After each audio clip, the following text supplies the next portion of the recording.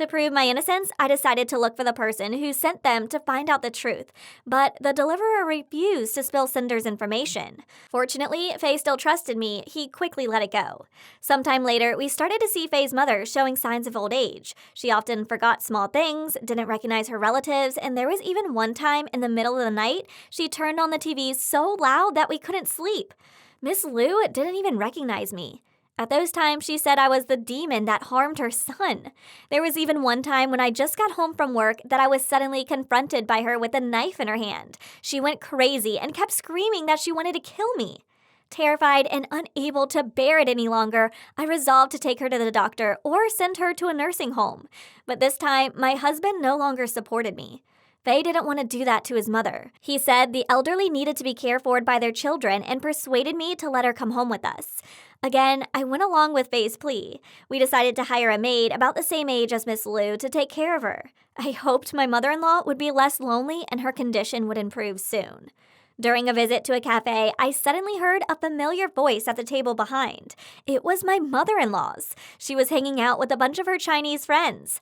Nothing would have happened if I hadn't heard what she had said to her friends. Miss Lou gloatingly said that her plan to pretend to be crazy to harass her daughter-in-law was extremely successful. God, it turned out that all the trouble she had caused so far had been deliberately created by her. I was extremely angry and couldn't understand why she did those things. I told this story to Faye, but he didn't believe me. Gosh, needed to solve this. I needed to clear things up. That day, in the presence of Miss Lou and Faye, I asked my mother-in-law to tell the truth and stop her false actions.